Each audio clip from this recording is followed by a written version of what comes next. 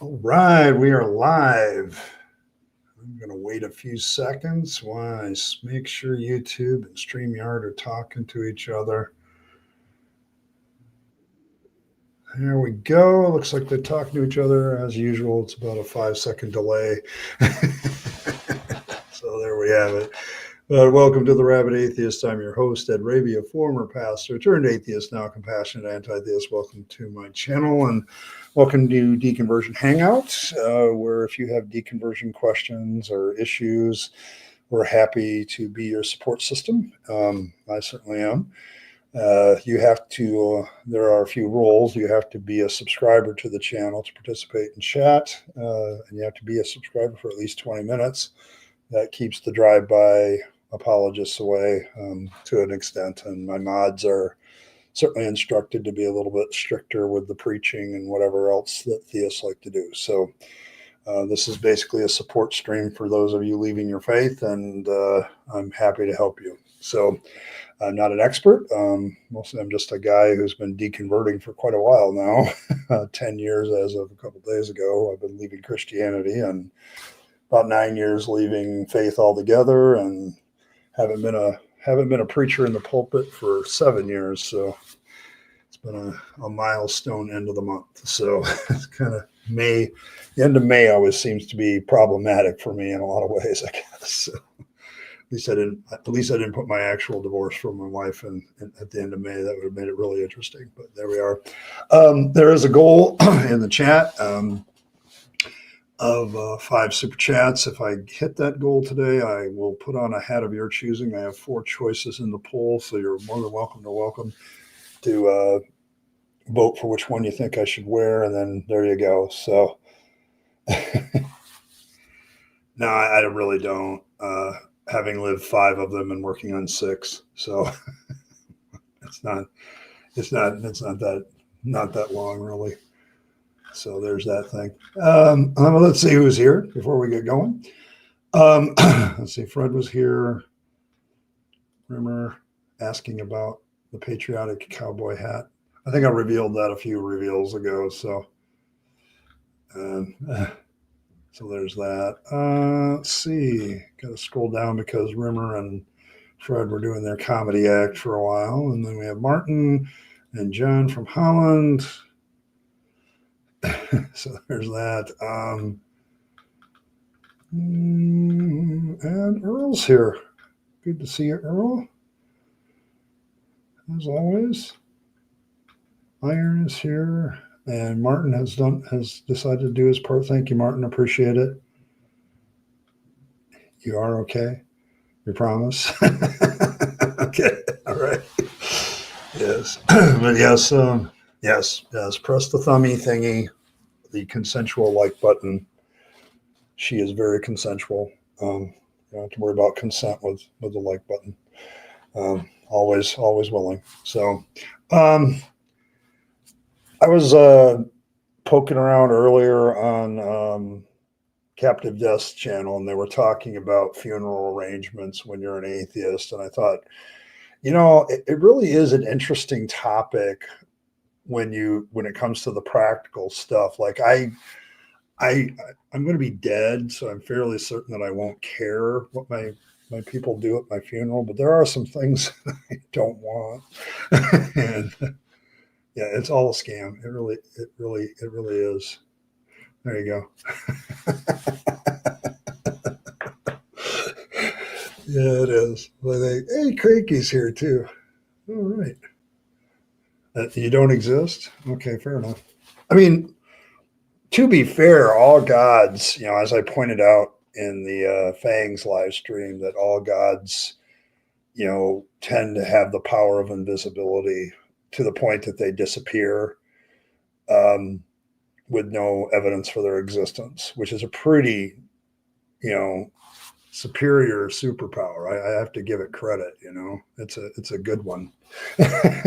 So there's that. All right.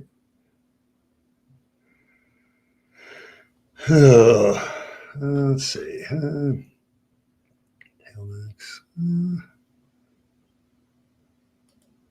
Hey, Eric, Hoopy. A reference to the Hitchhiker's Guide. Whoopi Frodes. All right. I'm longing for. I don't long for the day where somebody's going to say something like that, Eric, and people will not know what the hell they're talking about. I'll feel truly, genuinely old when that happens. What are you talking about, Whoopi Frodes? But yeah, I mean, one of my I met with my therapist yesterday, and I always try to make it about my emotions because that's like the worst thing for me to express. And we're talking about family and emotions, and then Captive is like talking about the emotions of dealing with loved ones that pass as an atheist and things like that. And so it's a very interesting deconversion topic to talk about the fact that your family has a very different perception of the afterlife than you do, probably as somebody who's deconverted and gone. I have dealt with this issue myself because I'm trying to figure out how to get across to my family that I really don't want anything Christian at my funeral at all. So that's there's that. Yeah, non-existence of great power for gods. You don't have to bother answering pesky believers. Yes. Yeah, mention 42. Hey, speak of the devil. There we go. And Wolf is here too, and Michael. Oh man, you can see what I type. Yeah, you have more evidence for your existence, Iron, than any other god I know. So.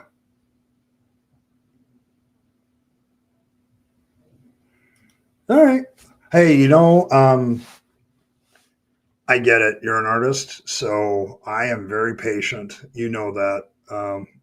I've been accused of being too patient at times. So, but I want it to be right. I'd rather.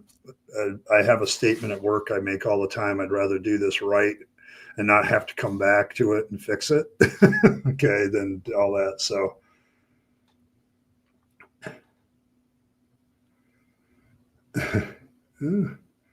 I'm jealous. You saw Metallica last night? Yeah, I imagine your neck does hurt. Headbanging does that to me anymore. See, that's the thing. As you get older, you always have to ask yourself, is this worth the recovery time? That's kind of my thing. But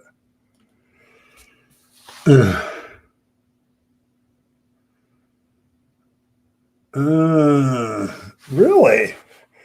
I was making mention on Dave's show earlier today that I've never been to a funeral where people didn't assume their loved one went to whatever afterlife they believe in. Like, I've lost track of like the number of absolute heathens that were preached into heaven.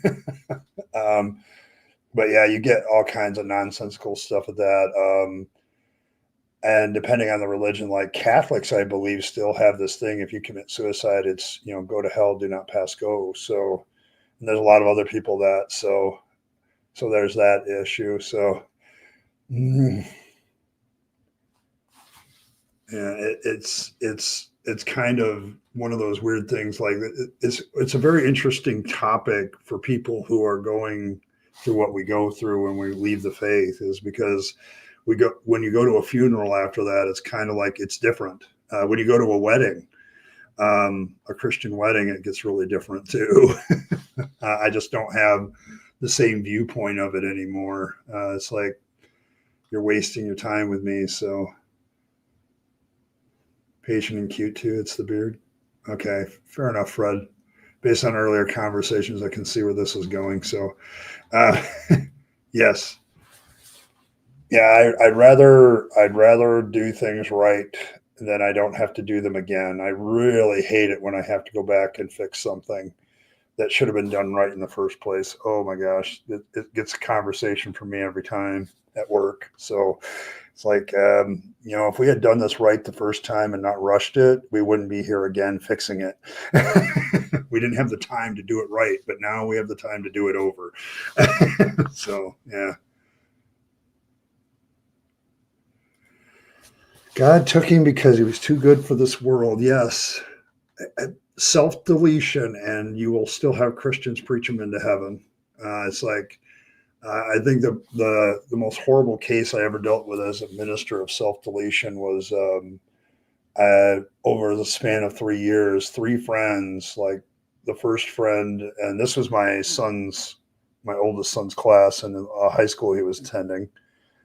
Like the first one deleted themselves. A year later, on the anniversary, uh, the boyfriend of the girl deleted himself, and then a year later on the same anniversary, because nobody thought to watch these kids, we've seen this happen.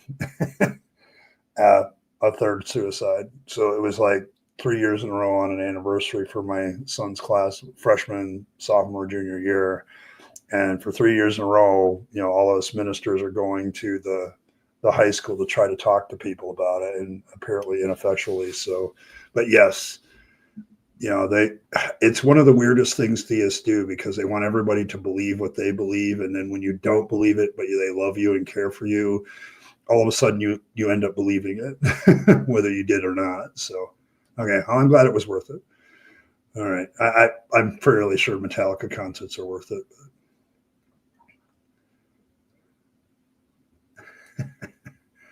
Okay, so we have this animalism mix between a hare and a grouse. Oh boy, now you have my curiosity up.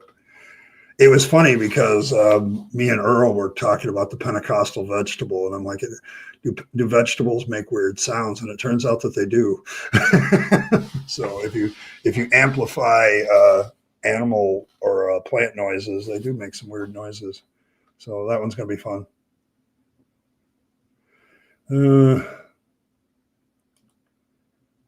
Preacher tried to preach at everyone. Yes, that happens a lot. I've had one of the biggest complaints I used to get around here was there was a certain preacher that nobody invited to do their funeral because it was always a 2-hour sermon about salvation. And so they stopped inviting him to do funerals. So, yeah, me too. I've gotten people to.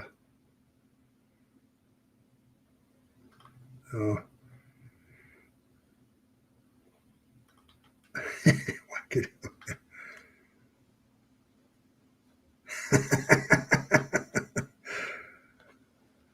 Yes.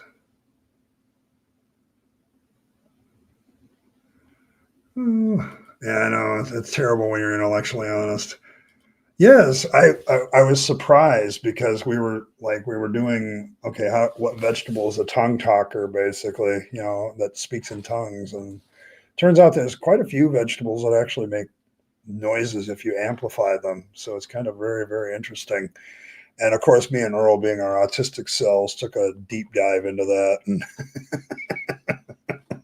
researched this weird stuff because, we suddenly become interested. So there's that.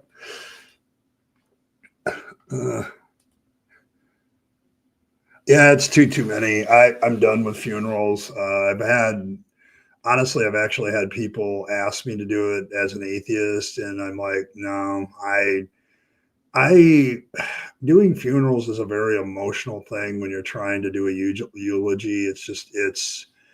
It's not something I recommend. Okay, it's like if you gotta, but I don't know.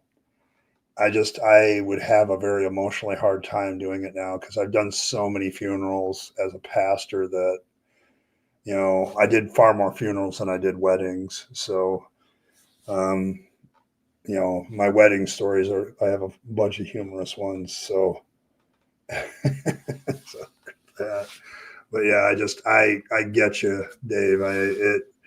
I'm so done with it. It's like, why can't people just die and be buried in peace?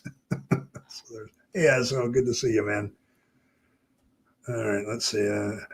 Frank Hill, in a large corporation, a half of a job is mandatory. The project will get pulled before completion anyway.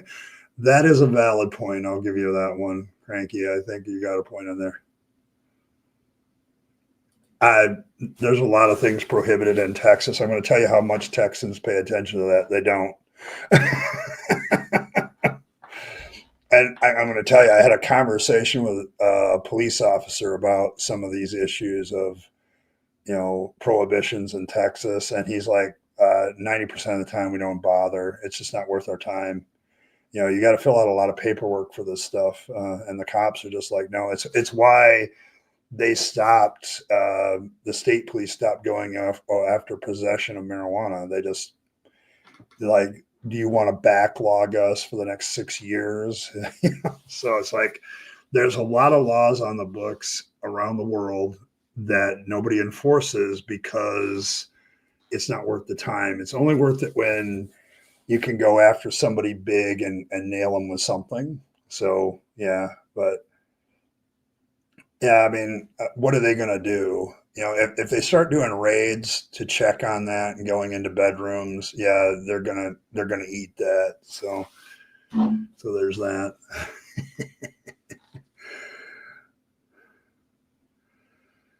Fangs forbid. Yes, fangs forbid. Oh.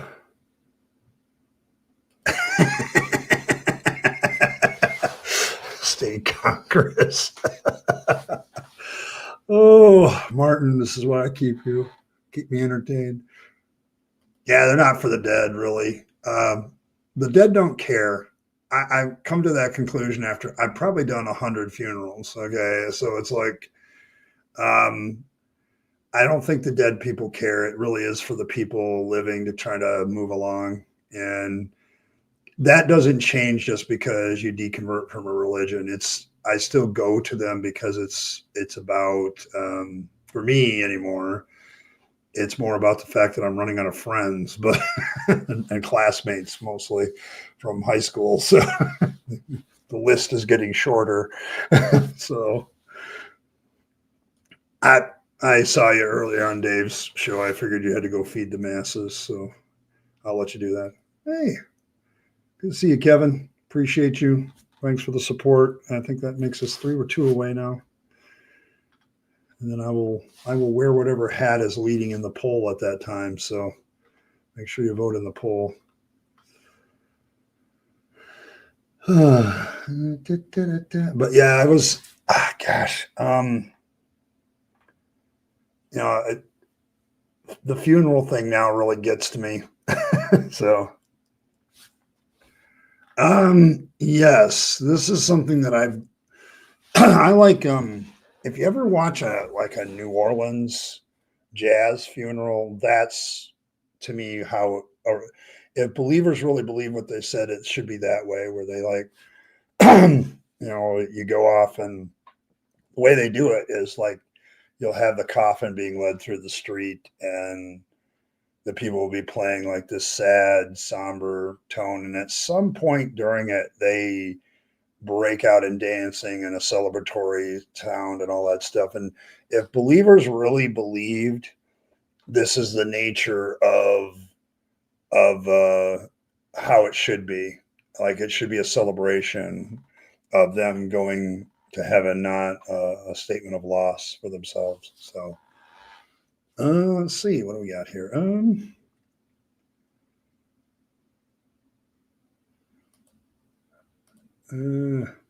Yeah, so thank you very much. Let's see who got those. Eric, Mission, I am Anarchist, Heart on My Sleeve, Storm, and Leaving Marks. So all of you ended up getting gifted memberships from ASO. Gifted memberships are important. It allows us to keep the emojis. So there's that.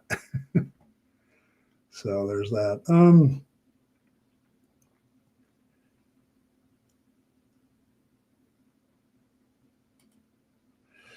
Yeah, true. I think the real thing about funerals is they end up being not about the deceased. They end up with believers. It ends up being like trying to convert people. And that's usually my frustration at funerals now, is when I go to one, people, how can I put this? People always want to preach salvation. And I'm like, I've done this for years and I'm sick of it. So, so there's that. But yeah. So there's that.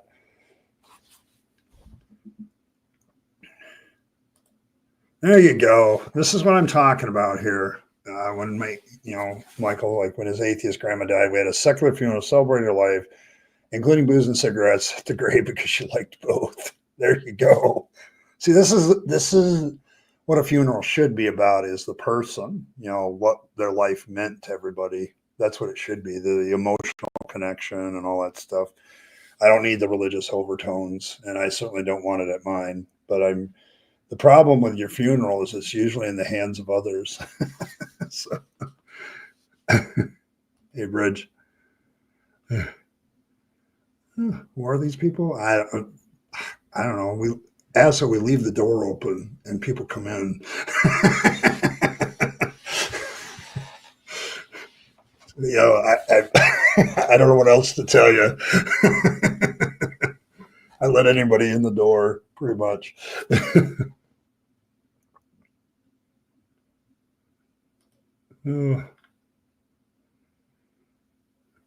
Defend the whales. We're going to defend the whales. Oh my gosh.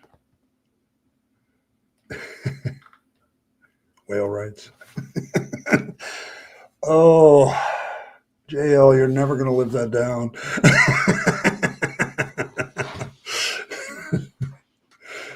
Oh.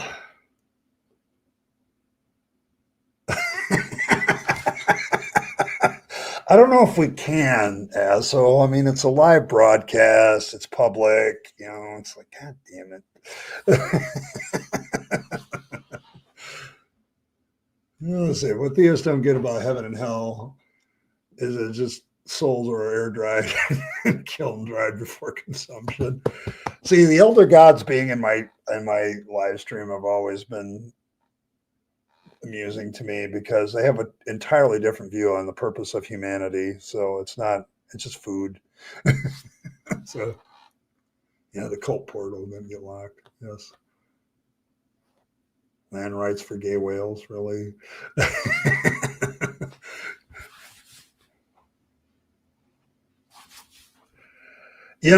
That's the thing though, Asho, about membership. It's random. Like it's whoever's in the broadcast and it's random. So, I know you try to get the people that you like and know, but they don't let you do that. It's kind of one of those things that YouTube does. Because I know like people would love to gift directly to certain people, like they can't afford a membership. So I'll gift them one, but I can't, it's purely random. And that's one of the things I don't like about the way gifted memberships work. You just want to be cremated and throw the ashes on the path. I don't know. I mean, with Dave around, I'm thinking that I want my ashes mixed with a couple of pieces toast and fed to the birds or something. No. Oh, so yeah, there's that aspect of it.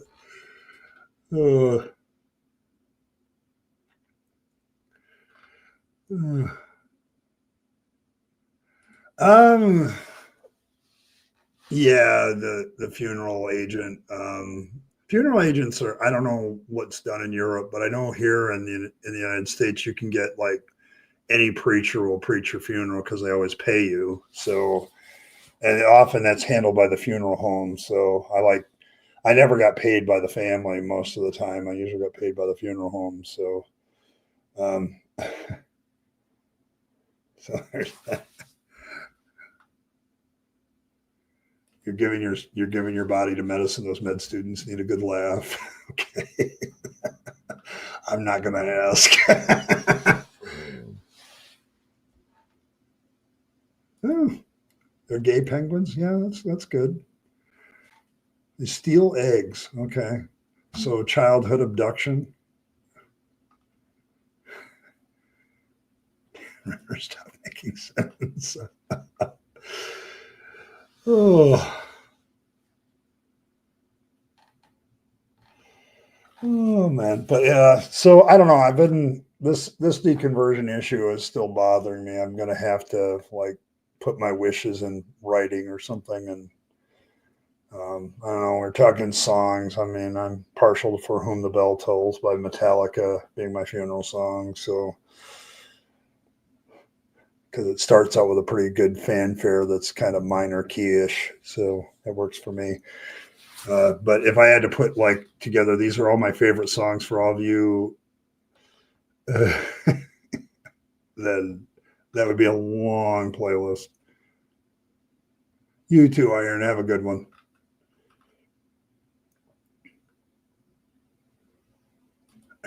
No boinks, boinks. Big difference. Okay.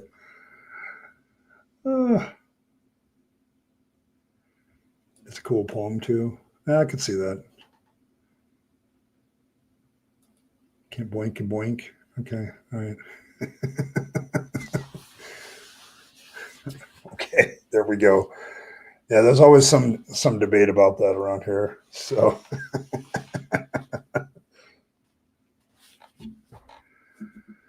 yeah, kind of. I think the problem with most of us, most of the issues that come here, Fred, are very simple. I got to deal with my family that still believes in bullshit, and treat them seriously and treat them like good human beings despite it. And sometimes they don't treat me all that well. And when I go to a funeral now, it's a good example of me having to deal most of the time with people that believe when I don't believe. And I'm trying to focus like on the person that I'm now going to miss, and their thing in my life, and they're trying to spoon feed me their Christianity. So yeah, find the lack of boobs disturbing.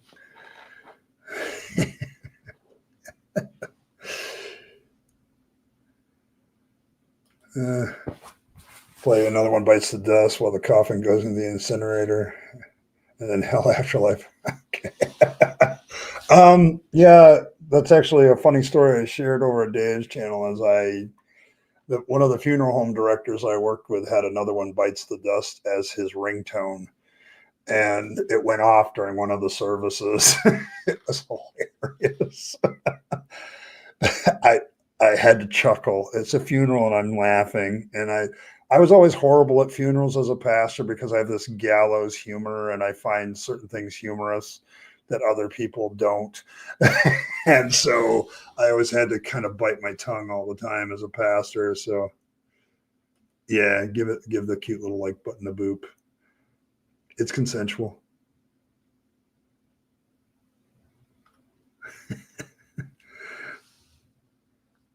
Yeah, I have great people in my life. My kids are great people. My mom's a good person, but almost all of them believe, and I don't. So I'm fairly certain that I'm at some point going to have to go back to my old church because my mother still plays piano there, and if she dies, she'll end up being buried there, and I'll have to go into my old church that I haven't been in since I left the ministry. It's been 7 years since I've even walked close to the building. So that'll be interesting when that happens. And Fred, you thought the chat got derailed by you and Rimmer. Right? Just wait. Just wait.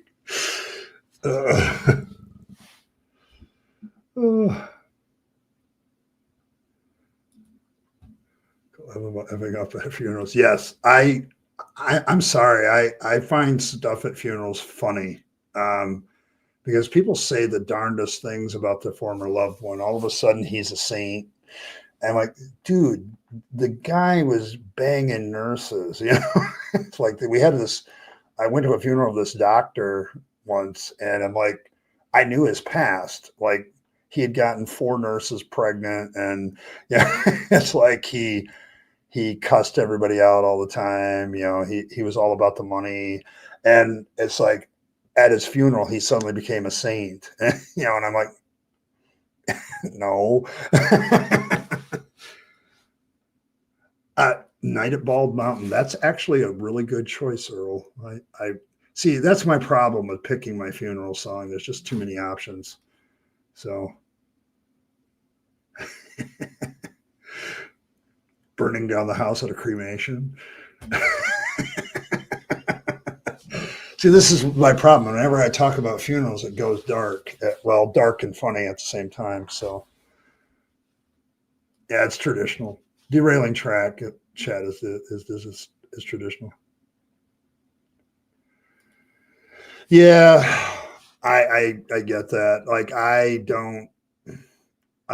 my mother's family tends to live into their 90s minimum. So, and she's 84, so I'm thinking another probably 10 years, I hope. But she also has a lot of minor problems that could become big problems very quickly. So, yeah, so, but yeah, sorry for your loss, Kevin. I know how, it may be months and years later, but yeah, I still say it because, uh,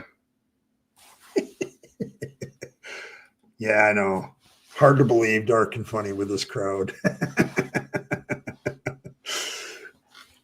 Yeah, Inagalvito, that's another good one. The thing with that one, are you going to play like the radio version or the studio version?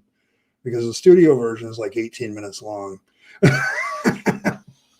It's a long time to make people sit there. I always find it funny at funerals because it's like we're all supposed to be like reflecting on how we spend our time, and everybody wants them to get over so they can leave and go to the brunch afterwards and get fed. It's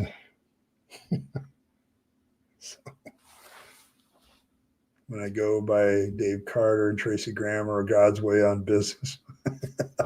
God's Way on Business. Oh, take me when I'm gone to Forest Lawn. You promised Marianne to play a Swedish song, Cry No More Tears for Me at her funeral. Yeah, that's a good one.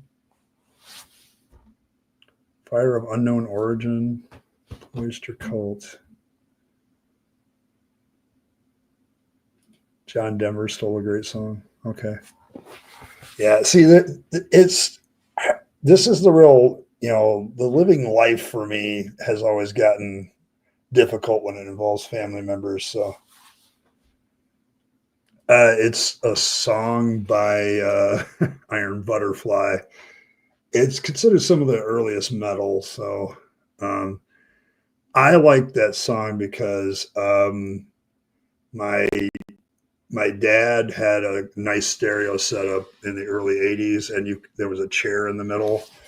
And when you sat it and played that song, there's a very lengthy drum solo in the studio version, and it sounded like it was going around your head. And I often wondered if when they had that drum solo, they didn't have the mic guy kind of walking around the drum set, because that's the way you had to do actual effects back then. You actually had to do them. So yeah, I've thought about that too. Lady Gaga doing that song. I mean, she did a song with Metallica, didn't she, live once? So she's more than capable. Um, she's a very good artist, so she's more than capable. So yeah, I mean, Highway to Hell. There we go. I'll play that one. Long time AC/DC fan. So meet me on the ledge. Okay. Yeah, he was trying to. The song is supposed to be in the Garden of Eden, but yeah, he was so. The rumor is that when they did the recording, he was just snockered. So, and he couldn't get the words out right. So that's the way it came out. So they changed the name of the song.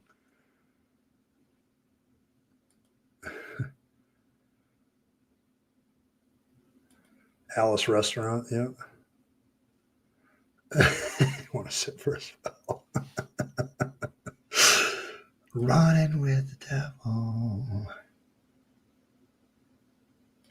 Cathedral entrance to hell's a bit very too much.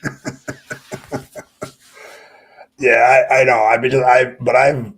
I've done so many funerals, and I had to remark that how no matter who the person is, they find their way into heaven in a person's theology. Like it's universal. I've never had somebody come to a funeral and go, yeah, that guy's roasting in hell right now. It just never happens. So it never happens. So yeah, I don't know. It's one of those deconversion issues that's weird because it only really affects you when you're alive, and people are like, this is what's going to happen to you if they want to threaten me with hell. And then when you look at their actual viewpoints on it when they're at a funeral, it's very, very different.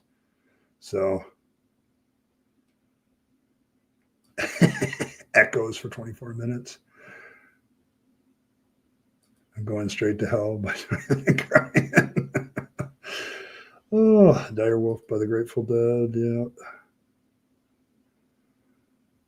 Yeah, I kind of like that one. I like that one, Katie. That's me and Earl kind of agree on with you on there. That's a great song. Running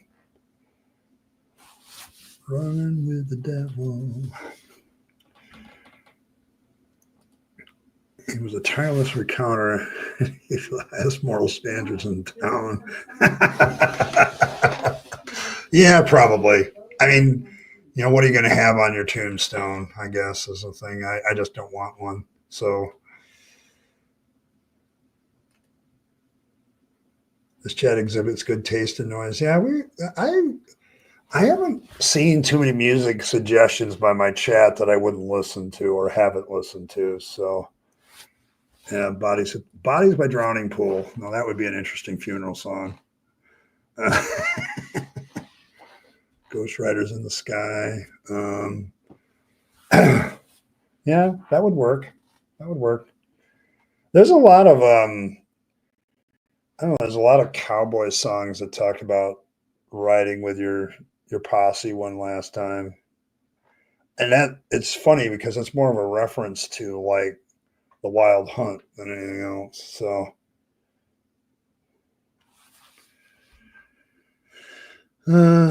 St. James Infirmary Blues, Pepperoni and Cheese. Yes, I do. I have a lot of music I need to check out. I absolutely, you know, love finding new stuff that I actually enjoy. So it's amazing to me what, because I used to love worship music when I was a Christian. Like I had collections of it. I had collections of old Christian rock and stuff like that. And now it's like the fact that actually narrowed down my musical experience bothers me. So I end up finding other stuff to listen to. So, but yes, I hope I'm stoned when Jesus takes me home. Oh, don't fear the reaper. Yeah, that's a good one too. Enjoy the birthday massacre. Okay, yeah, I can see that. Okay. Yeah, Blue Oyster Cult is a great one. They always had some good stuff. I'm still I'm still a fan of Godzilla to this day because of the guitar work in the background. That guy is amazing. He's an amazing guitar player. It's a funny song about a mythical monster, but the guitar work is excellent. Oh, all right. 6 to 2. Yeah, there's so much good stuff, and that's why my problem would be like picking music for my funeral. I'd be like, okay, do you have a speaker that plays like during things? Because I would want to put my playlist in there and just keep it going over and over.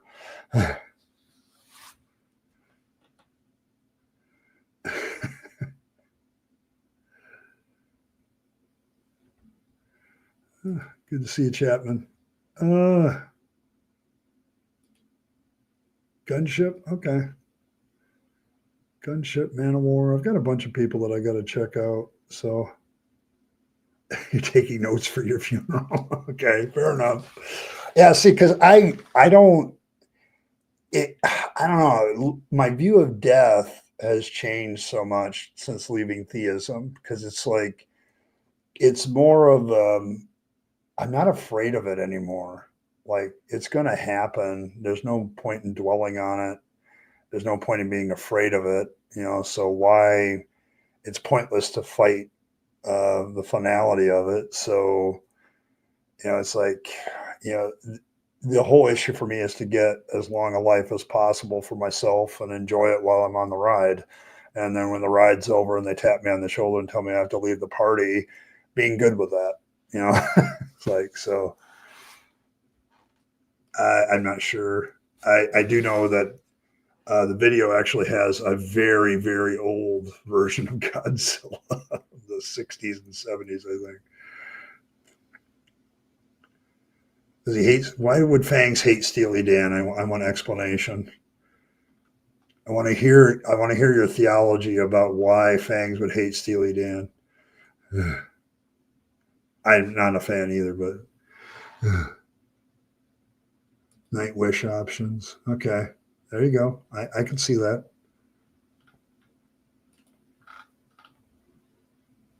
I don't like drugs, but drugs like me. Yeah, he had some good lyrics. Oh my gosh, still. Ugh.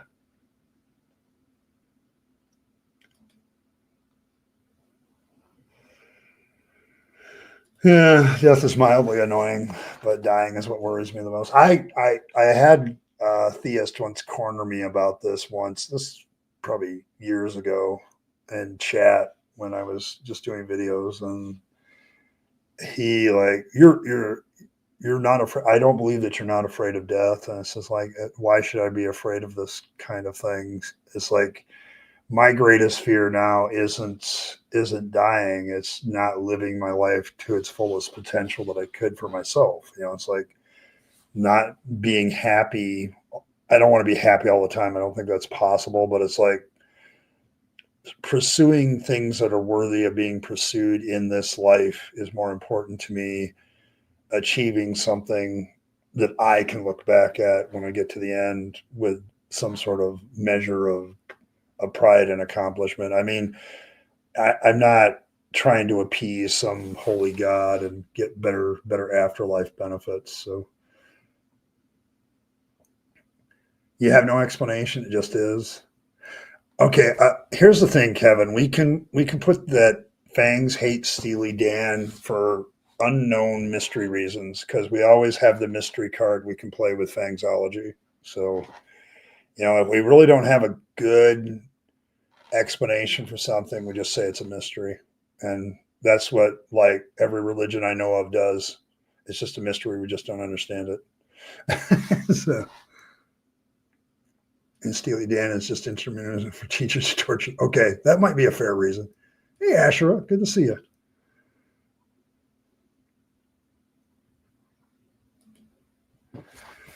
I was never was extremely sad or afraid of death because without it, life wouldn't have much meaning, and eternal life would suck. Yes, death is like taking off a tight shoe. Okay, yeah, it's just. But let's be honest about musicians. The thing about musicians, and this is the thing that has got to me for years, is like we will forgive a lot out of our musicians if they touch our minds and emotions with music. Um, like there's a lot of asshole musicians, okay, but their music's good, and so we give them a lot of pass. That's the thing about artists in general.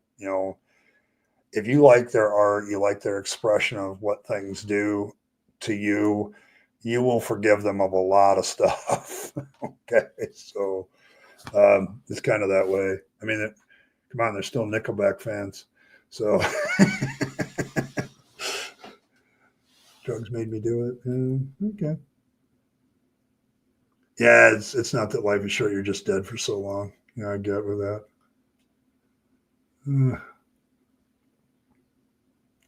It's not exactly fun. It's interesting that one of my viewpoints that changed was assisted um, deletion, so to speak, because I get it. When like Robin Williams, committed suicide, I was very angry at him for a while, but then I looked at what he was facing, and I'm like, you know what? I might have made the same decision. Okay, because like, no, I don't want that um, in my life. So yeah, it's kind of that way, with me now. It's like I can see why people want to have that final party with the people they love while they still have the ability to do it.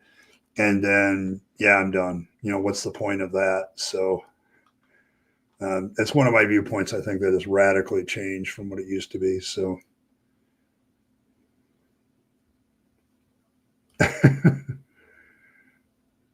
yeah, Beethoven guy. Yeah, he was deaf. I once I made my sim immortal. I followed her tree after her kids, grandkids. I think at that moment I thought, I don't want to live forever. Yes, um, I remember doing a lot of sim games when I was doing. I have a fondness in my heart for like Sims 3, but I felt that they finally achieved something there. But then after that, it was just like bullshit. But yeah, it's like the immortality thing. Even when I was a Christian, I had trouble. I mean, what the hell are we going to do all that time? Um, and I also had like rattling my head Robert Heinlein's Time Enough for Love, where Lazarus Long gets to the point where he's lived like 3,500 years.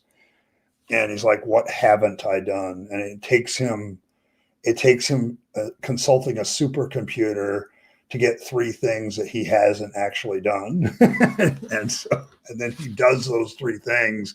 And then he's like, okay, I've done that. What's left? And, it's at that point, he's debating with, do I end my life? Because there really isn't anything else to do. So I've always found that one. So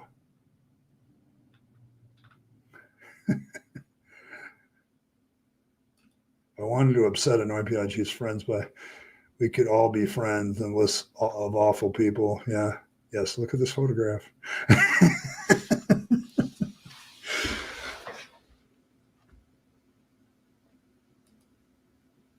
Because his organ didn't have any stops. Okay, there we go. Yes, I remember Bach had a bunch of kids.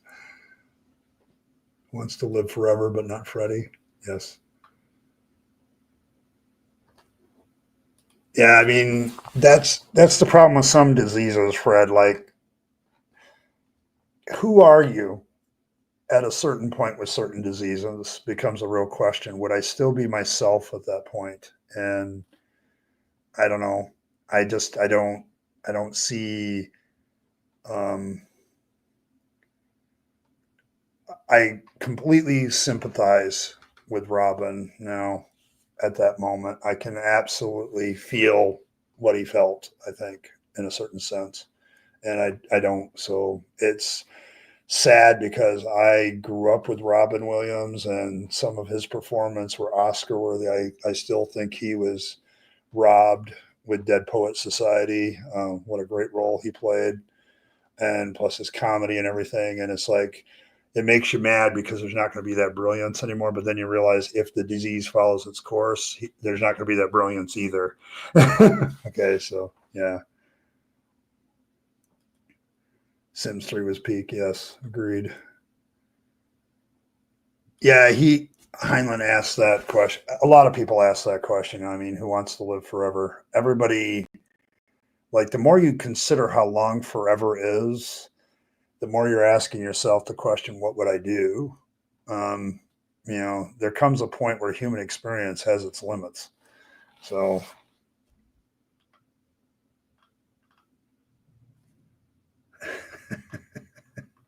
yeah, exactly. Yeah,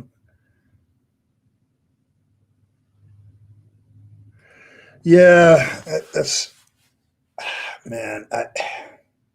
See, this is the hard part for me now because when you get rid of God and an afterlife story, it's like, okay, what about this existence matters? And that's where I kind of have my issues. I used to have issues with people that like, why do you want to do that? Why do you want to end yourself? But it's like I now begin to understand some of it. I'm not there certainly. I'm having too much fun at the moment. With my life, although there's other things I would like to be better, but I'm having fun with it. Yeah. Hmm. Oh, I think maybe a couple thousand years maybe without transhuman alteration to yeah, um, the ability. One of the things that becomes an issue is your ability to remember.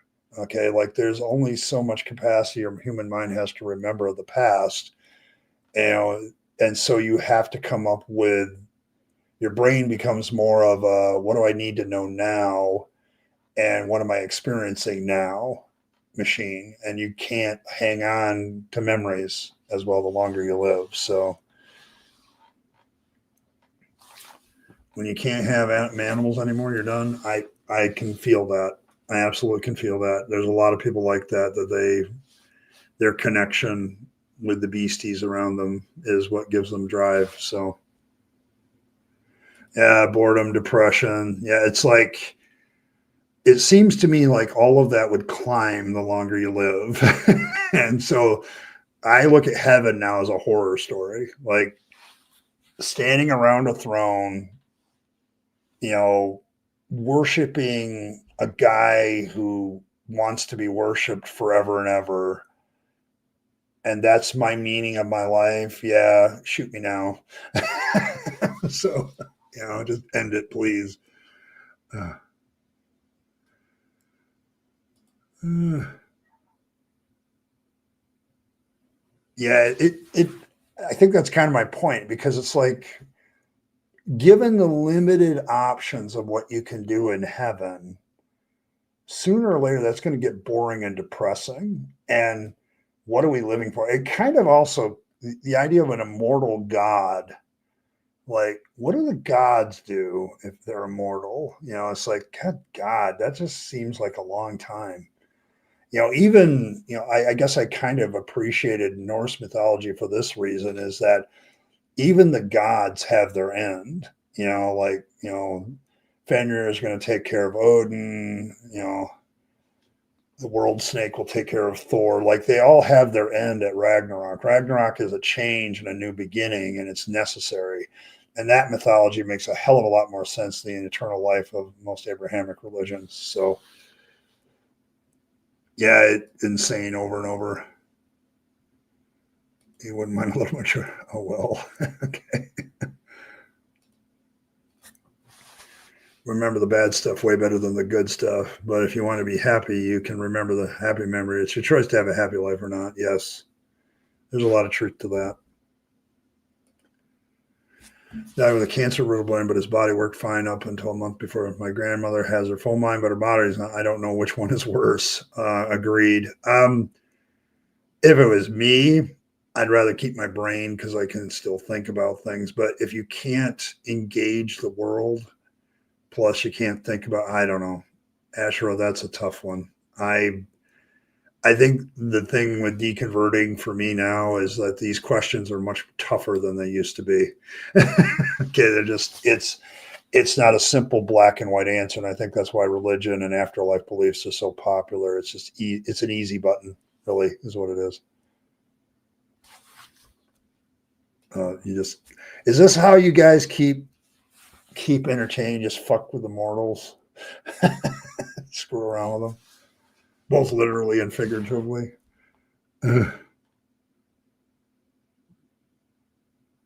Ooh. Called Mad as a Hatter, watching their grandfather go into schizophrenia. Ooh. Yeah. I mean, see, that's the thing. I mean, hell, as long as I can think and be myself inside my head, I guess I'd be all right with that. But so there's that. Yeah, the Greek ones were really good at that, especially Zeus. Holy crap. Mary hit it.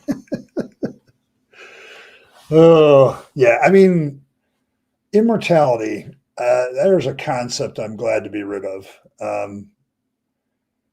The more I think about it, the less I like it. It appeals to a base level of humanity of not wanting to suffer and die, but at the same time, if you really think about how long eternity is and what that would do to you and all that, I'm not sure that it would matter too much for most of us. So,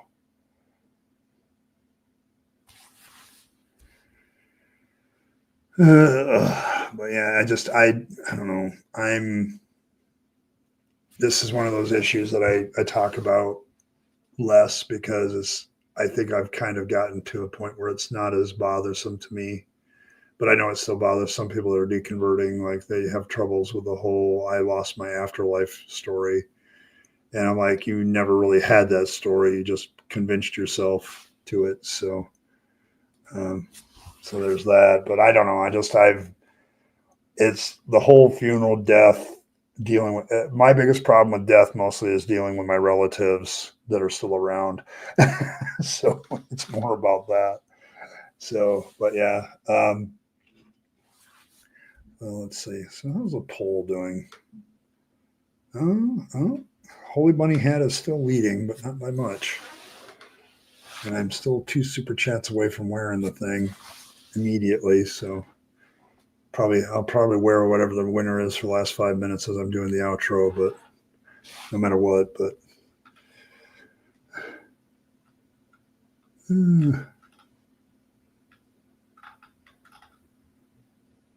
Cosmic Big Bro is gone indeed. Yes, that's the biggest one that's gone. Like there is nobody looking out for me. There is nobody going to lead me into an afterlife. There is no, all suffering and justice will be done kind of thing. It's like, no, not really. Not anymore.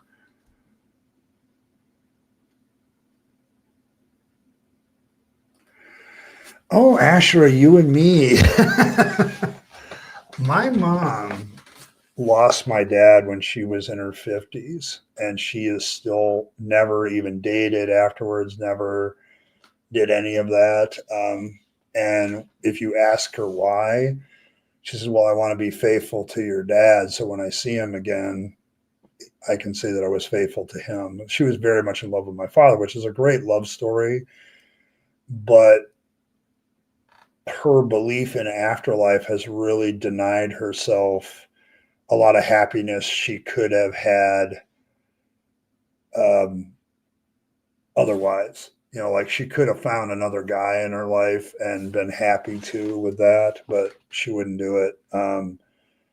It's like, and your mom looking so similar to my mother. Like she's just looking, the only reason she's living now is like, I'm just trying to serve Jesus so I can see your father someday. And I'm like, I remember the day that I finally grieved over my father was many years later, standing at his graveside as an atheist and realizing I'm not going to see my dad again, ever.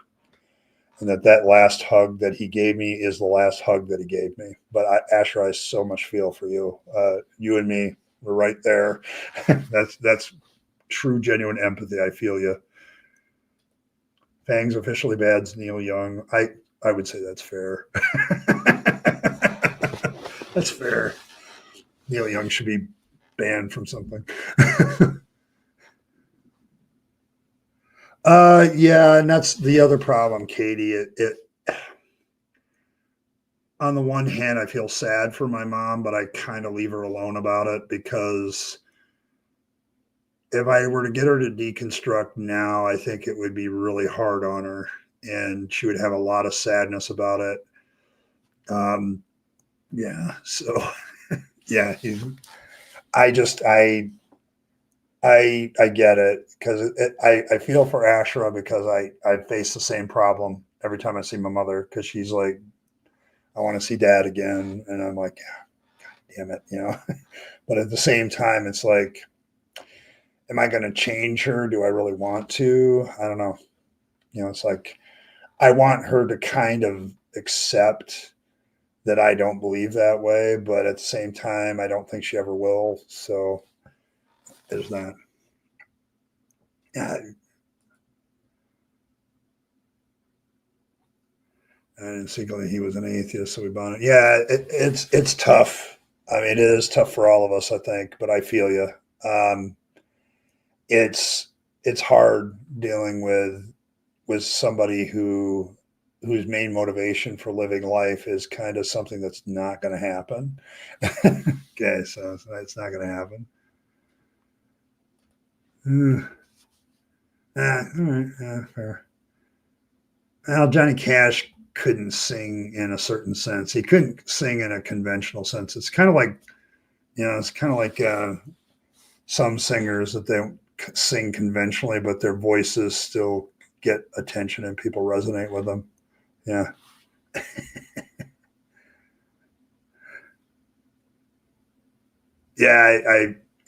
I would never bring anything up unless they started it. So, could he walk the line? Yes.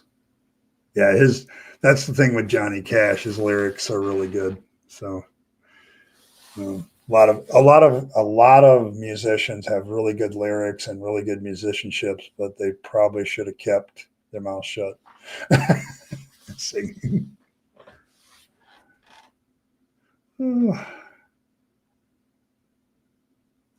Yeah, Neil Young's a hell of a guitar player. Yeah. Ring of Fire, Black Suit. Yeah, I think with Johnny Cash, it's the image of it more than anything else. He had a really good image. And I never found anybody that could really completely classify his music as a certain genre. So, yeah, I mean, the thing about Johnny Cash is his view of Christianity is probably the one thing that I fight with now, because like, no, I don't think you got that right. I think you have an image of who JC was, so, and it's not true.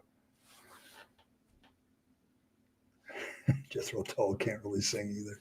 There's a lot of them that are. I wouldn't say they can't sing; they're just average singers. They don't wow me with their voices. It's their lyrics, their musicianship. There's a lot of musicians that are that way. Like, would you please get a different lead singer? but, but the rest of you are pretty good.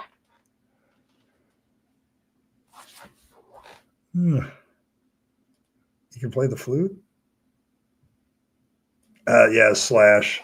Slash is a good one, a good example of that. Don't let the man sing, but absolutely give him a guitar.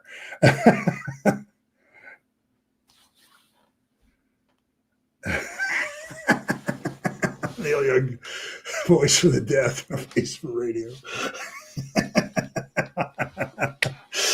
Oh, yeah, yeah.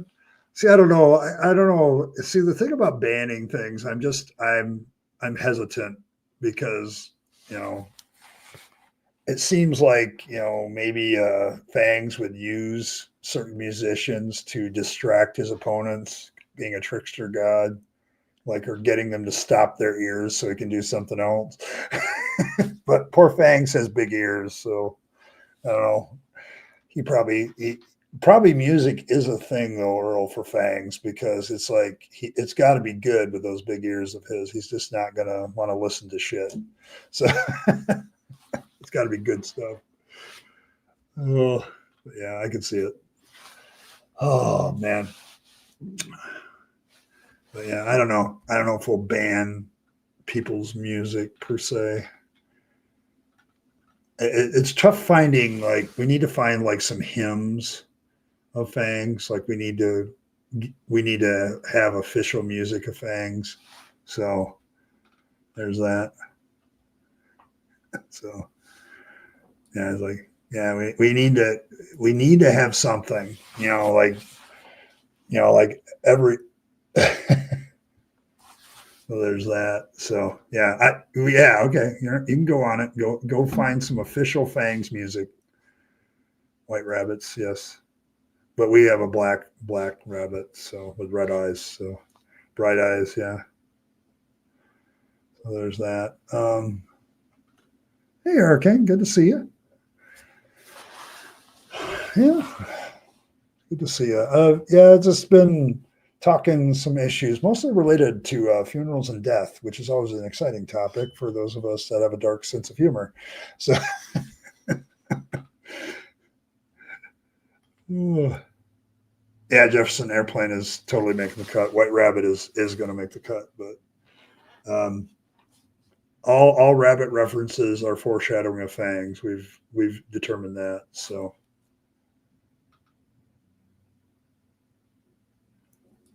Fangs is a heartbreaker cast, and Neil Young is a perfect singer.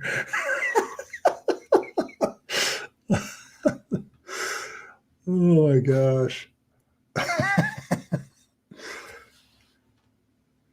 Oh, yeah, she had bright eyes too. That's true. Black Number One by Typo Naviga. I wish that one.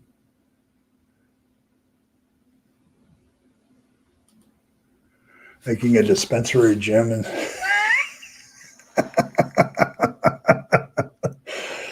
oh, the things you can do in Sims these days. But yeah, the White Rabbit, yes.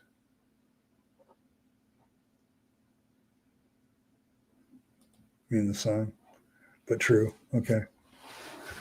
Yeah, I mean we don't have like an official religious playlist for Fangs, so it's something we do have to work on. So I mean, technically, I'm expecting many cults and heresies before too long. It'll happen. So.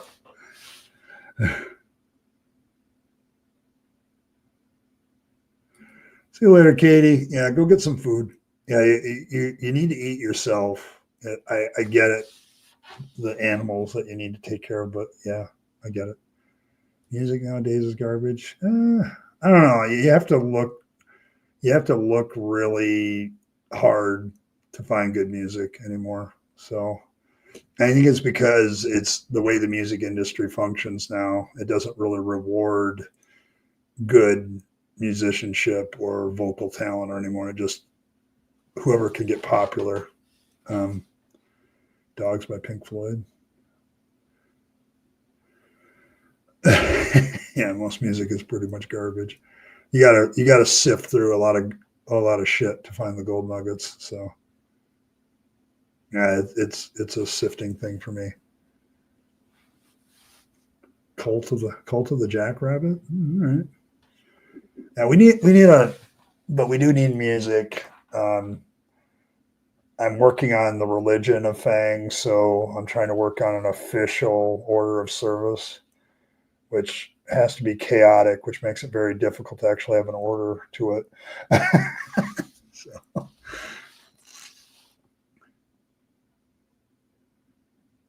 Yeah, they have to go on tour. Like all the musicians that are big are on tour.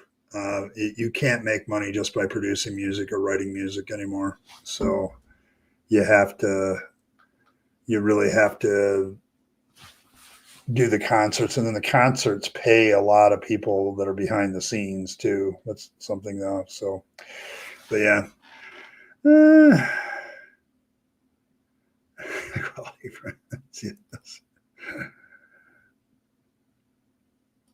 Garbage in concert. Yeah. See you later, Kevin. Yeah, I got about 5 more minutes myself. So, because I got to get ready for work. But yeah, it's been a good discussion. I think the real issue that we always deal with death and funerals is like getting rid of the afterlife stuff is really difficult when we hang around different people.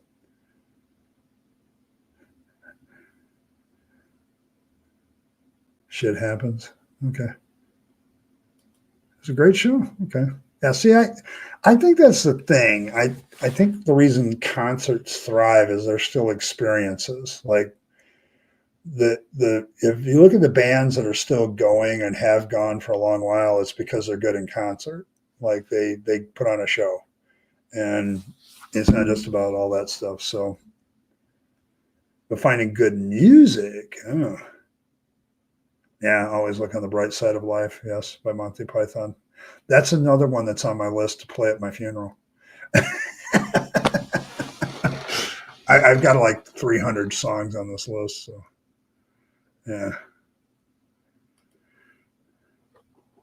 They're a big band and has to put enough for free to get people coming to concerts and buying. Yes,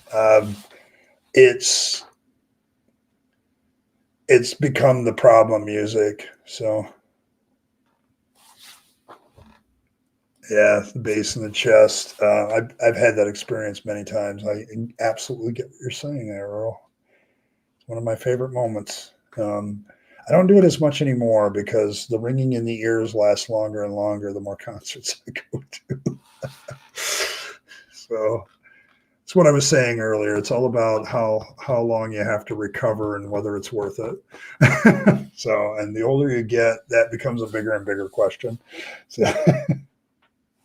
yeah, it's very expensive. It's because it's the only way they make money. They albums don't do shit, songs don't do shit. Back in the day when you had this physical thing you had to buy in order to have the music, the moment they went to air and it could be copied simply and easily and zipped off to 1,000 people is the moment that died. So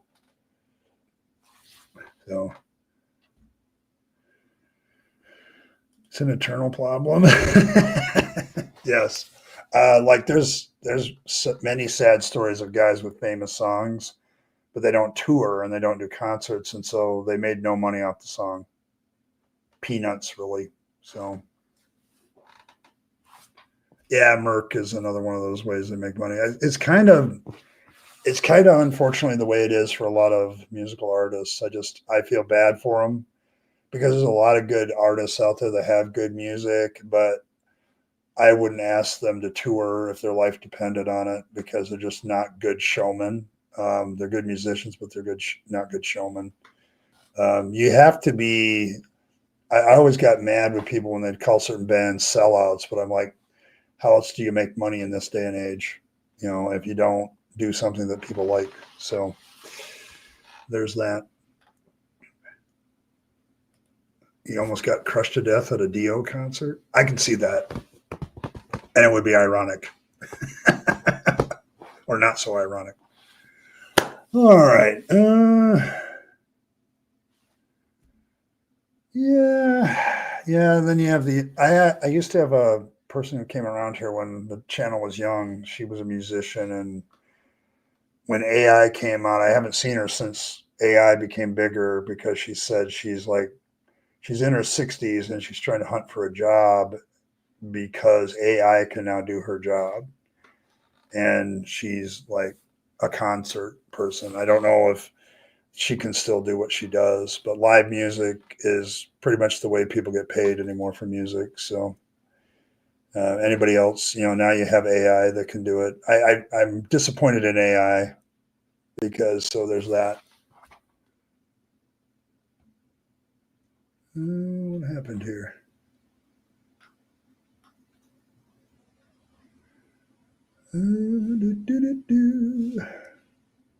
All right, we're reconnected. Okay, I lost my connection for a second there.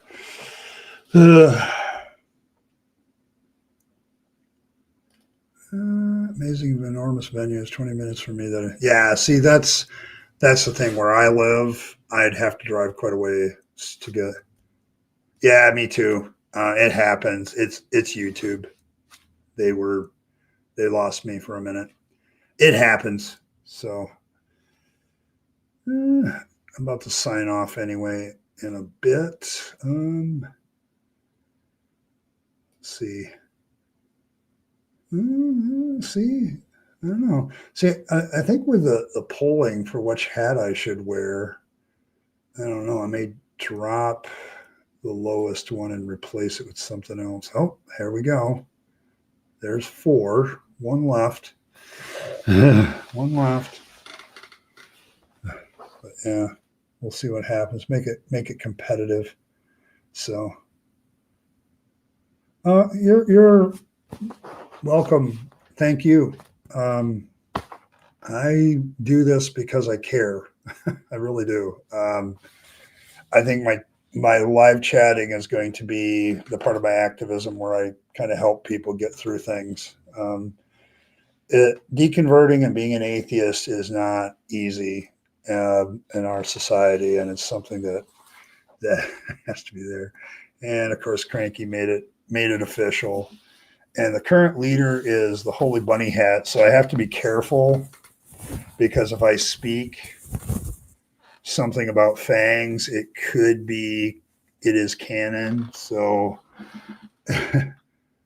yeah, we got a lot of good day. Thank you for support. I appreciate you all. But yeah, the Holy Bunny Hat was leading by 9 percentage points. So I don't know. I think what I'm going to end up doing with this is I'm going to have different ways of keeping track of it to see which are the most popular hats on the Rabid Atheist. So far, I think this one's going to win because everybody loves it when Fangs comes out. I'm fairly certain that the only thing that we said in the commandments is everything has to be consensual. So, I mean, I guess you'd have to ask yourself the question: are you being consensual with yourself, or are you forcing yourself? Yeah, I love this one. I actually love this hat. It's the best thing I've ever done for the channel, but it's like, this has all been the long process of the Rabid Atheist becoming the Rabid Atheist and creating Fangs out of that. And B.S. Lewis, I haven't seen him tonight. He might be in the chat, just lurking. But yeah, just the the amount of effort that it takes to get to this point. So there's that. Hey, you do what you can. Here's the thing, and I'm going to reiterate this many, many times. Okay, is that as a former minister, okay, as somebody who used to take money every Sunday, I am very sensitive to people giving to this channel if they really can't afford it. It bothers the hell out of me. So don't do it. Okay. If you got other people that need your help, you go do that. If you have other things, pay your bills, do all the stuff you need to do before you buy, give out of what's left over and what you want to, but don't don't ever support this channel and break yourself. I would feel bad about that. Okay. So I just don't play that game anymore. So it's not something I like, but yeah. So you guys earned the hat. Here it is. I don't know. I think I think with Fangs we are at a point where no matter what I say, it's going to be divisive. So I think probably one of the things I would say is always make sure that your theology of Fangs is vague enough where it allows for personal interpretation, because that'll keep the religion going. So, I mean, let's look at all the great religions. I need to have AC/DC's gun again. I was listening to that song the other day at work. What a great one. It's a good one. But yeah, it's like, I the thing about Fang is I'm always trying to illustrate something about all the other religions. It's like, it's just a way of doing it. And so you always need to make sure your religion is mysterious enough where people can inject their own shit, their own bullshit, personal bullshit, but at the same time has a skeleton enough of faith and belief. And that's why I'm trying to define the skeleton without doing any farther than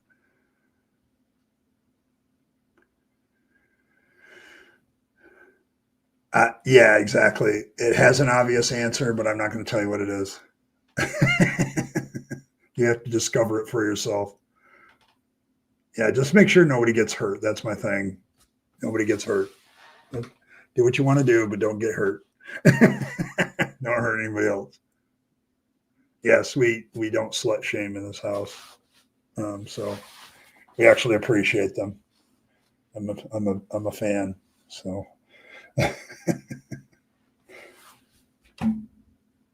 hole in my shoe. Oh, yeah, but no, it's all good. It's all good. So yeah, but yeah, I think with Fangs we've reached the point where there might be some denominations divides. There's enough vaguity in some of the stuff. And I'm not going to do the religion one this week, but probably the week after, because I've got to put down some official things for that. Yeah, absolutely, Asher. Keeps me entertained. sluts keep my spirits up, among other things. So, um, there you go. Yeah, you could die happy that you created a cult. Jailbreak would be a good funeral song. Yeah, I don't know. Depends on your life. My dying bride, even the air avoids me. Shades of blue orphan. Yeah, yeah. I'm at the point where I think we're going to have to see what happens to this cult, the cult of fangs. I mean, I've connected it to Lisa the Rainbow Giraffe and an unknown God. And the unknown God thing, by the way, is on purpose because I want you to speculate who Fangs is. I am assuming Lisa is a female, but and to be fair, the other parent of Fang could be any gender, so we can do that. If you had social skills, you'd be a cult leader. It's a great gig if you can pull it off. I mean, think of all the great cult leaders. They didn't have to do shit. They got to sit around and make shit up. I mean, until it goes completely south and you start asking people to kill each other, including killing yourself. Yes, meditate upon who Fangs is to you and seek true enlightenment. There we go. That's vague. That's perfect. That's exactly what people do with almost every religion I know of. So,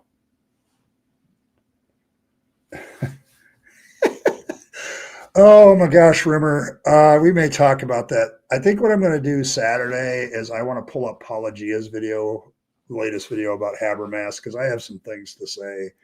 Oh my God, that guy. I was never so disappointed in a book than this third book. Oh my gosh, this magnum opus of his, like he billed this third book as something and then it ended up being completely fucking something else. It pisses me off because he's dishonest. It's a dishonest thing, and I'm not too proud to say that he was a dishonest prick about it.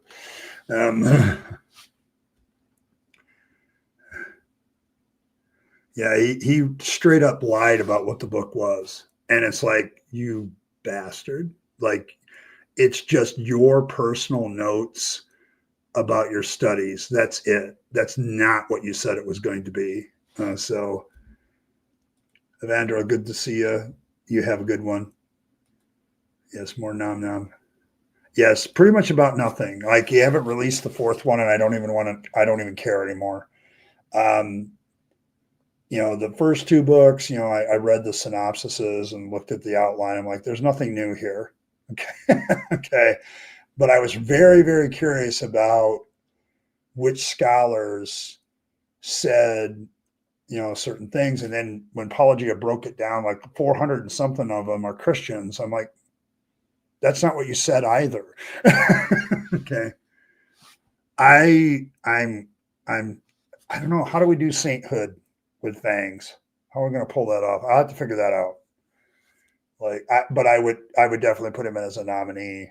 The only problem with most sainthoods is you have to wait like years before you can finally be voted on. So, Island of Misfit Apologists. Yes, I've seen that. Yeah, it was literal fraud. Like, if I was a Christian still, okay, and I got that third volume after hearing what it was supposed to be, I would be pissed. Okay, because that's not what you said it was going to be. Okay, it's supposed to be your methodology. I want to talk about this on Saturday at length, so I'll leave it there. But it's just it made me absolutely mad. Like, it's like, are you serious? So, Angsolia. Then they can mispronounce that too, John.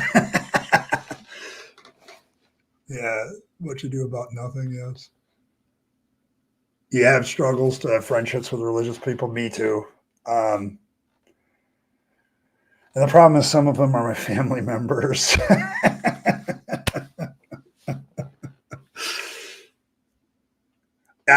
He is very obsessively researched. That's what drawn me to him. Plus, any guy who used to work on Star Wars, I'm a fan. I'll forgive a lot. So, Star Wars or Star Trek or anything like that, I'll forgive. But in the beginnings of religion, sainthood is much more attainable. This is probably true. So we could definitely do that. Monocles.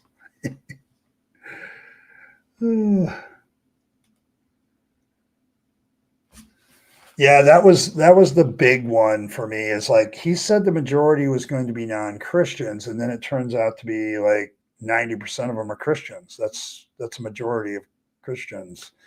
And the more I'm like, oh my God, he totally didn't do what he said it was. And I'm like, I am now firmly convinced that this is, he has built this whole thing on his own incredulity. And someday this is going to be, some pastor, some gullible pastor is going to buy this to put on his shelf. And when somebody says, well, where's the proof of the resurrection? He'll just point at those four. Well, Gary Habermas did 4 volumes on the proof of there it is. And nobody's going to bother to read it to find out that it was shit research. Yeah. It's like, yeah. Monocles. Yes, that's one of our names. Monocles. Have a martyrdom story. See, I don't want Apologia to be martyred. I think we need to dump the martyrdom stuff for sainthood. I think that's one of them. But yeah. Getting back to your thing, Bren. Though I get distracted easy. Look squirrel. I don't know what to say about friendship as an atheist. I've had to find most of my friends online. I can tell you that. I don't know. It's hard to deal with it. I have a few friends that are still Christians. I have a friend that used to be a pagan and is now a Christian. So, it's like, it's difficult. You kind of have to avoid the religious discussion altogether most of the time, but it's hard because, if they're going to have all that, then, it's hard to be a friend with somebody you think, well, they're kind of weird. And then they go off on me. You want to provide for the patron saint of old jokes. Okay. I don't know. We may have to, if they have to be a follower of Fangsology, maybe would be a requirement. So a lot of patron saints might disappear. So to be a guy. Oh. And let's see. My best girlfriend, missing mine, is a devoted critic. We have a cadence about our polar opposite idea, but I love her as a person. It can be frustrating. Yes, this is the frustration of being an atheist with believing friends. There's always that small area of divide between us that's always going to exist. So it's hard. Yes, Bunnacles. I remember him saying that last time. That's why I still find it funny. We're going to call it Bunnacles, which has so many meanings. What do you mean when you say Bunnacles? Yeah, Chapman. Here's the thing about Apologia. He's not only suffered through WLC for us, he's also read Gary Habermas's book for us. He's gone through the thousands and thousands of pages of reading. And I'm like, dude, and this latest book, it's like, dude, you don't have to read it. It's just the guy's research notes. It's like, it's not even what he said it was going to be. And they, when Habermas does his live stream and tries to basically, without saying Apologia's name, he got everything wrong about what this book is. I was like, excuse me, you're the one that said this stuff. So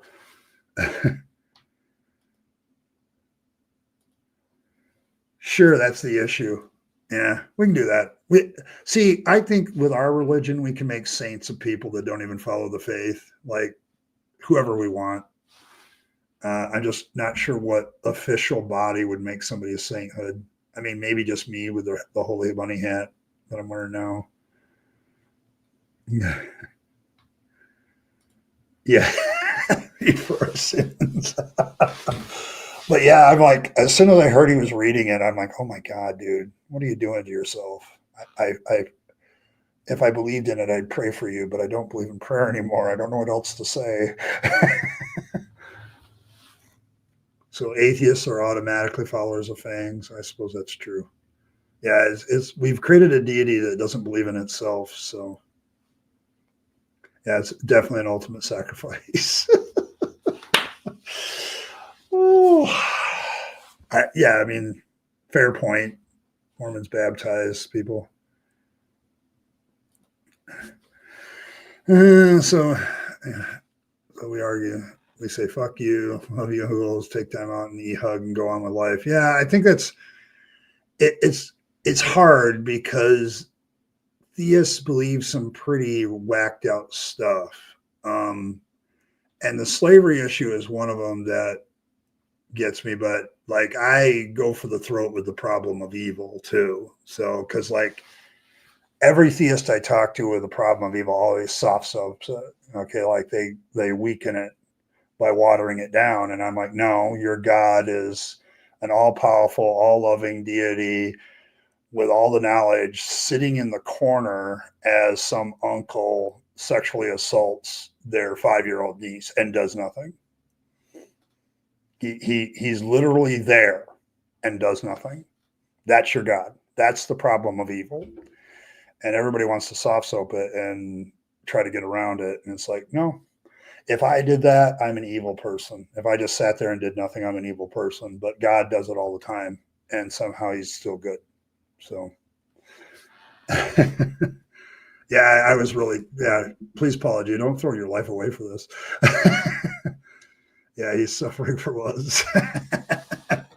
I mean, I give props to the guy. I may eventually, like, if somebody were to give me Habermas's stuff for free, maybe I'd consider reading parts of it. But it's like, when I saw the outline, I'm like, this is shit I've heard for years, even when I was in the church. It's nothing new. So I don't think he's a source of new information either. I would dismiss him as a source of new information. I don't think he is. He's when I read the outline, I'm like, this sounds like the same old crap. And the fact that is it the first book that he ended with afterlife experiences, kind of thing like that, that's one of his proofs of it. I'm like, dude. Yeah. Well, we don't do traditional altars here anyway. So like I've heard theists say that those of us that, like and enjoy sex, that our bed is our altar. I'm down with that. Okay, I'm down with it. It's all good. Yeah, I mean, yeah, but yeah, it has to be a coffee table for him. Yeah. So, yeah, I mean, it was incredibly disappointing because his sources. It's like a guy who's been doing the research on something for decades, and then wants to justify all the sources that he still uses to qualify his beliefs. That was what's really bothered me. I definitely want to deep dive this a little bit because as somebody with a Bible study degree and a theological studies degree, this was very disappointing to me. So, but yeah. Yes, exactly. That's what I'm saying. I mean, I think we have to have every bed be an altar to Fangs because he is a fertility god. So there's that. I mean, that's why we don't shame sluts here. So it's all about fertility. So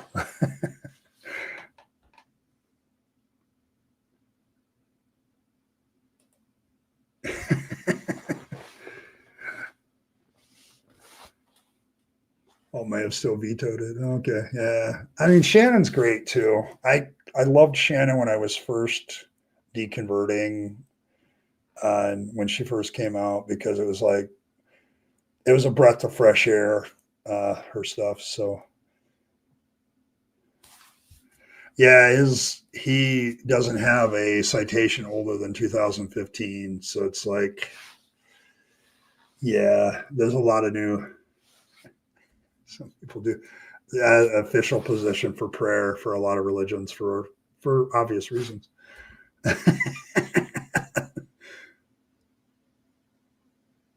Even fuzzy bunny ones. All right, well, there you go.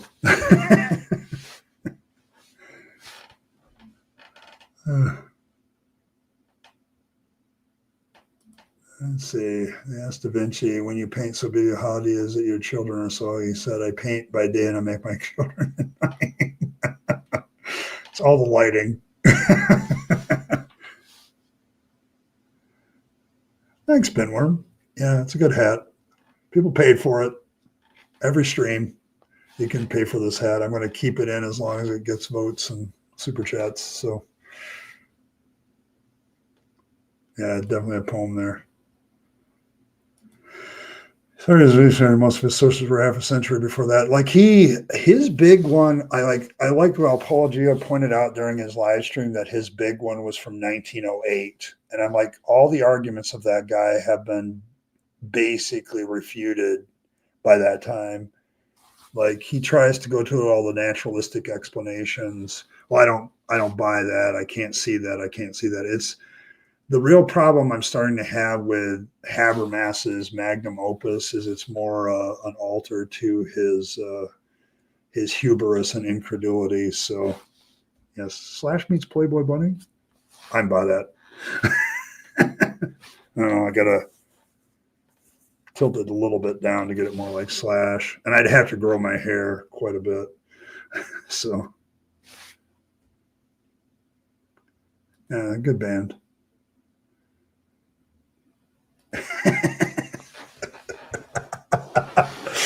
Yes, it does, Chapman. Oh my God. When Pauly, I was like waiting on the edge of my seat for Paul Gia's video on Habermas's third book because it was the book that interested me the most. Because the entire time it's like, this is how I did my research. This is, we have all these scholars are going to tell us why they believe in the resurrection. This is who I polled. Like he pulls this 90% figure out of his ass. And it's like, well, where did that come from? And well, guess what? He's still pulling it out of his ass. So, you know, so yeah. Yeah, the 1908 sources were already refuted. Yes. That's that. I got to say it. That's the problem with Habermas. Like,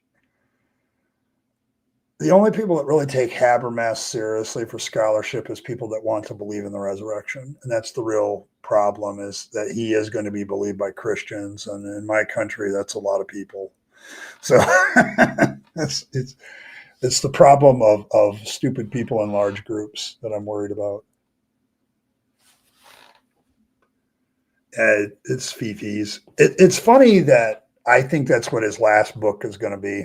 It's going to be an appeal to the emotions of the resurrection and the theology of it and the necessity of it for eternal life and all this other stuff. It's going to be purely theology in the end, I think.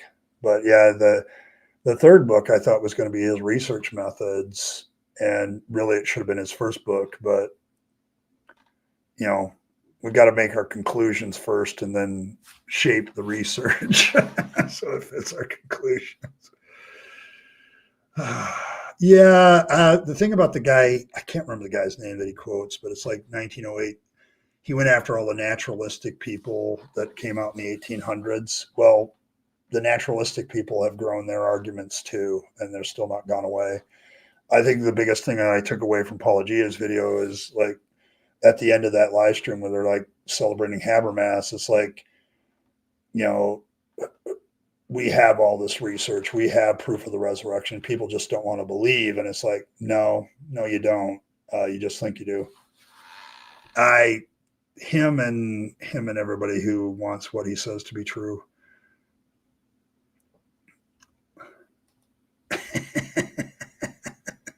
As if it's cutting edge science. Yes. That's kind of what Mr. Habermas does. Yeah. I don't know.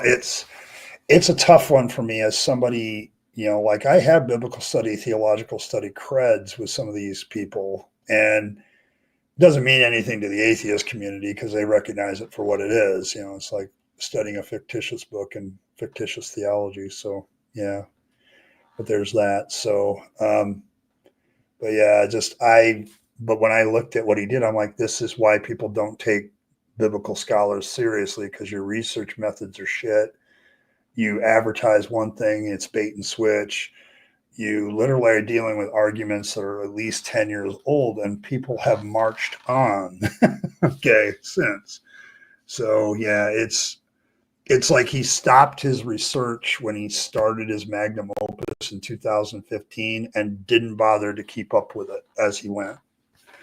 And that's not a good look either. So, all right, folks. Well, I have got to get ready for work. It's my Friday night for work, but I do have to get ready for it. I will be on Saturday. I think I'll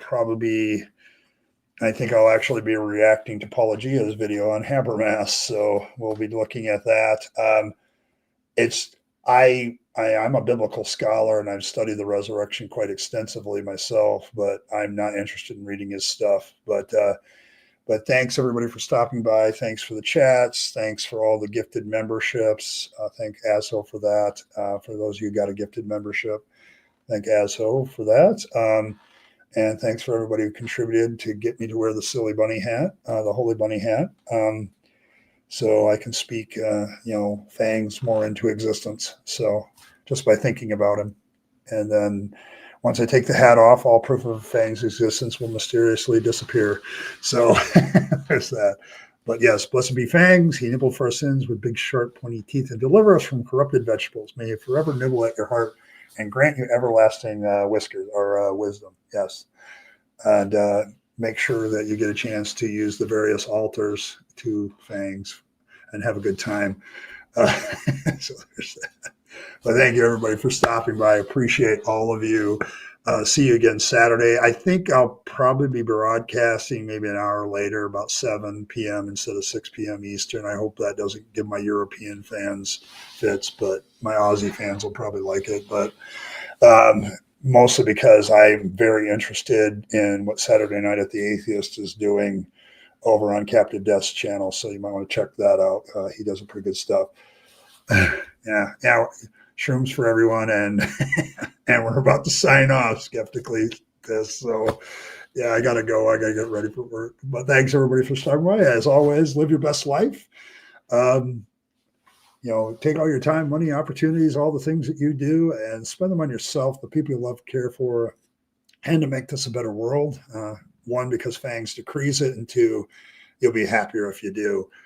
And don't waste your time on the trappings of religion and faith, because that's a dead end. I speak from experience. And as always, everybody, thanks for stopping by. I will see you all Saturday, and may Fangs go with you. Have a good one.